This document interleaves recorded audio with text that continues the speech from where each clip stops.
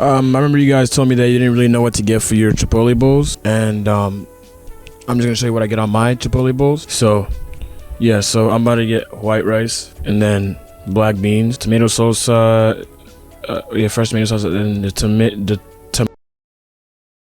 Tomatillo. and I'm gonna get sour cream, cheese, the lettuce. You can get queso blanco, but like I don't want to spend that extra. Yeah, that's pretty much what comes in my bowl. I think I'm probably missing something. Oh yeah, also corn. Sometimes I get guacamole, but sometimes it doesn't taste good after if you were to put it in the fridge and take it out, it tastes weird. I also get the tortilla on the side from my bowls. You can get other sides too. Like if you like the spicy sauce, you can get the chips and the spicy sauce. You can also get like chips and the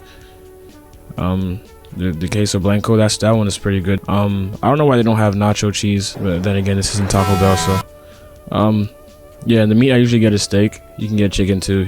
Last time y'all got chicken, so if you like what you got, I know you got steak. I remember you got steak because Norris got steak. So yeah, that's what I get for my bowls. Oh my god, I love chipotle.